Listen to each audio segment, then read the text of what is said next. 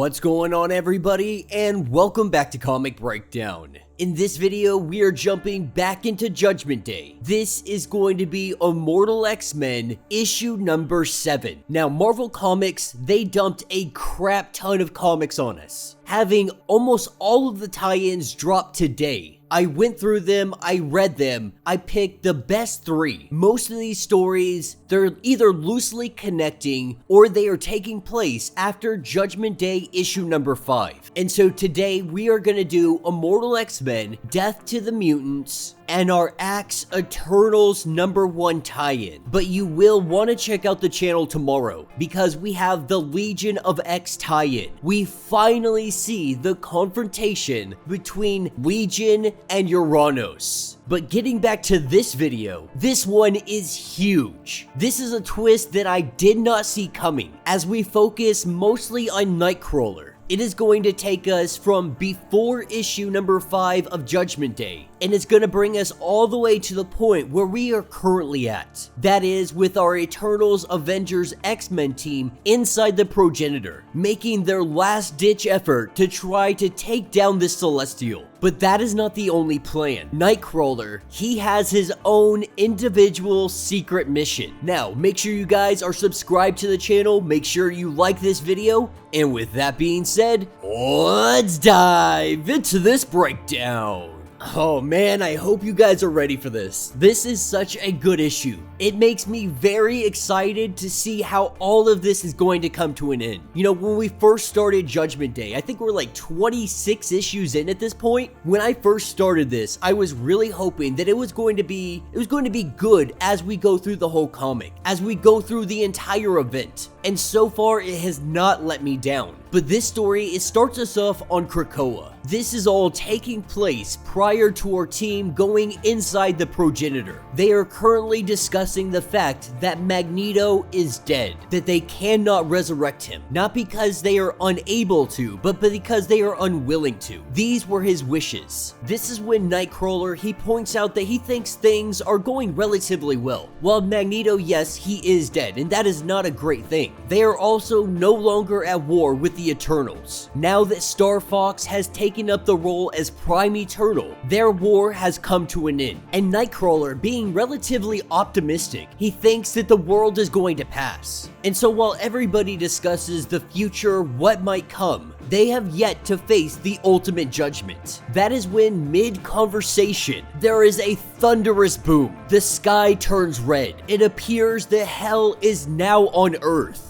The world was tested. Their judgment has been had. The inhabitants of Earth, they do not pass. And so now the Quiet Council, they plan for war. They plan for evacuation. They make their last-ditch effort to do something. Now, of course, there are some ridiculous ideas out there. Not necessarily ridiculous, just absolutely crazy. But so crazy that they could possibly work. Sinister, he is out here saying that maybe we just make, a couple hundred clones of Magneto, regardless if he actually wants to be resurrected or not. No matter the ramifications, no matter the wishes of Magneto, Sinister believes that this is simply the answer that they need. And oh man, when talking about Sinister, I am excited to get to his part later on. This whole time, Destiny has been stressing, and Nightcrawler has been noticing this. So much so that he grabs hold of her, and the two of them go falling from the skies of Krakoa. He knows that she is hiding something from the council, and though Kurt would never actually kill her, he just wants to scare her. He wanted her to feel it, hurling at the ground at that velocity. That is what everybody is currently feeling right now. Right now, she is the only person with the ability to see what will happen. She's got the gift. This is when she divulges that the path is narrow. It is very uncertain, and if she is being completely honest, it is not a path that she wants to walk. And so she tells Nightcrawler the plan. And with his first act, this is where he goes to Captain America. This is what we saw earlier on. After the first initial attack,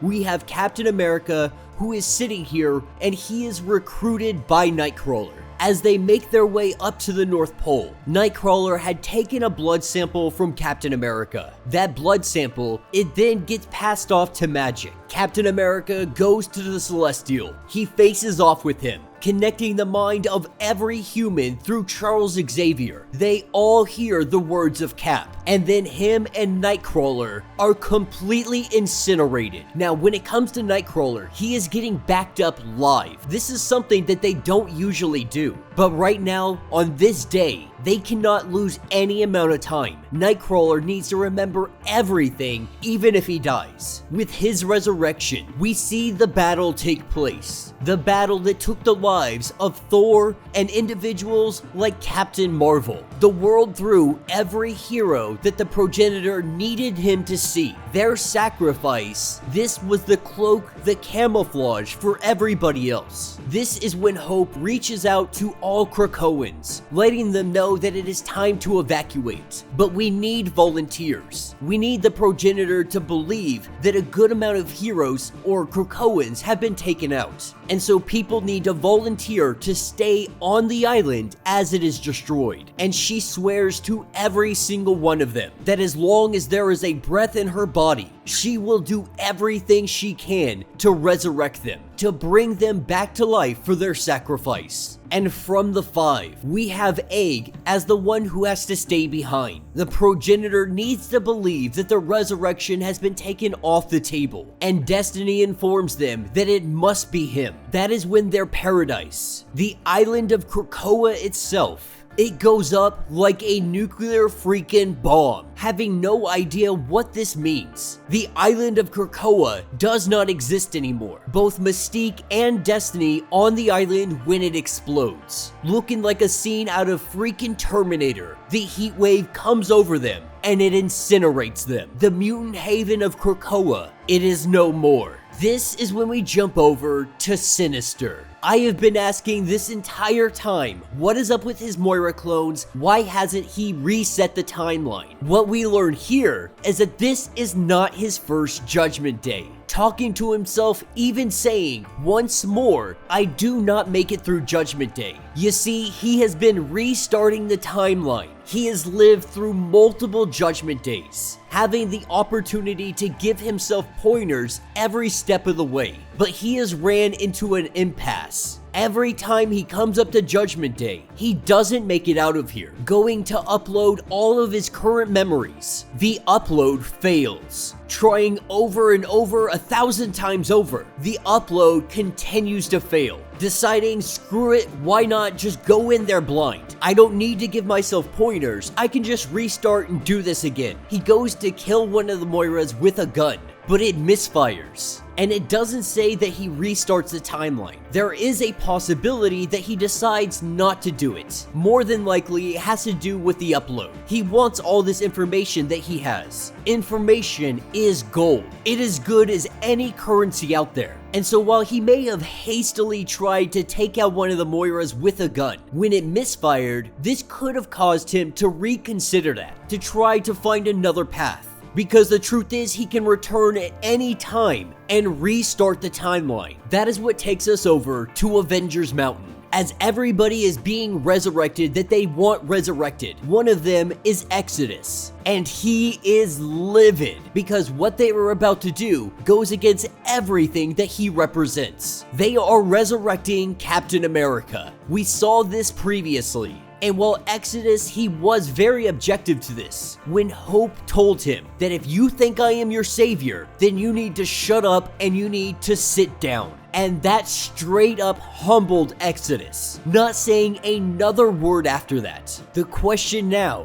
what do we do next? And currently, we have the progenitor who is trying to destroy the machine that is Earth. He is trying to activate its self-destruct sequence, but the machine is trying to fight back. Jean Grey and her team, they have infiltrated the progenitor. They know the failsafe exists and now they are trying to get to it. But every single second, the machine, the Earth, is undergoing an apocalyptic turmoil. Every second, Earth's population is dropping. If the progenitor is able to succeed in shutting down the Earth AI, if the machine self-destructs, everything will be lost. Nobody will win. that is what leads us to Nightcrawler's secret freaking mission. We have had Nightcrawler who has been dying multiple times. The eggs that they brought along, while they may be limited, Nightcrawler is using every opportunity to learn exactly what he can. With a little bit of help from magic, being able to teleport him from one spot to another, he is continuously finding himself at the Orcus Forge. He has been facing off against Moira and Nimrod. This is why they are backing him up live. He needs to have every single memory. He is learning, he is adapting every time that he jumps into the forge to fight these two. The first time he arrived, he only lasted a single minute before they took him out. He had found Nimrod on the bridge. The second time, he was disintegrated in a split second, but it was just long enough to get the lay of the land. From then on, he has been working how to get to Moira. They have come to recognize that Nightcrawler is here for Moira, and so he has to play them smarter. This time, he decides to go after Nimrod first, because Nightcrawler doesn't need to hug you to be able to teleport you, or at least teleport away something meaningful. Just the fingertips, that could be enough. That is where we see him touch the head of Nimrod, and Nimrod's mind is teleported out of its robotic body. Just like that, he is taken off the board. Getting his hands on Moira, he puts a personalized ECM Hunter-Killer Virus combo on her forehead, something that would wipe her clean. He hasn't come here to kill Moira. He has come here with a message, with words from destiny, from beyond the grave, letting her know that the Celestial will destroy this station in 20 minutes. After everything that they have been doing, it's actually going to be like 3 or less minutes at this point. Not really sure if she is able to believe him. They watch from a distance. We see the forge go up in flames. A giant explosion. Moira very upset that they just didn't send a message saying that we need to work together. But that is exactly why he is here. Having Nimrod and Moira, the two of them, they are headed down to the machine, because if anybody can help save an AI, to save the machine, it is Omega Moira. And so for today, just for today, these enemies, they are friends. They are working together to save the world. And that will be the end of this issue. So let me know what you guys think down in the comments. Like I said, easily one of my favorite issues, one of my favorite series. The Immortal X-Men and X-Men Red, they knock it out of the park even without Judgment Day. But man, have they been consistent ensuring these two lines truly hold up. This one was packed with information. Most importantly, we finally understand a little bit of what is going on with Sinister, why he hasn't restarted the timeline, or at least a brief explanation on why he has decided not to restart it. But a lot of us have been wondering, where is Orcus? What are they doing? What is Moira doing? What is Nimrod doing? And we finally get that answer. They are working behind the scenes with Nightcrawler. They are going to use Moira to talk to the AI, talk to the machine, help it resist the progenitor, while Jean Grey and the others try to destroy the progenitor from within. Now we can assume that Moira is going to find a way to try to screw over mutant kind. Any opportunity that her or Nimrod are going to get. Now Nimrod is still has part of his brain missing. We can assume that Nightcrawler isn't going to give it back until this is all said and done with. So the only true threat that they have to face currently is Moira, but she is a whole threat in herself. It's going to be very interesting to see how this plays out, where it's going to go, and where everybody is going to land on the other side. But let me know your thoughts, let me know your theories. If you would like to get caught up on the entirety of Judgment Day, go ahead, check out the link in my description as well as the top of this video. It will get you completely caught up on everything going on with this event. If you would like to help the channel out, you can always join the channel membership. Much like Patreon, having 5 different tiers from $1 to $50, loyalty badges to getting free comics every single month. Not only do you get tons of perks, but you help out the channel tremendously. If you are unable to do that, do me a favor, subscribe to the channel, like this video, hit that notification bell,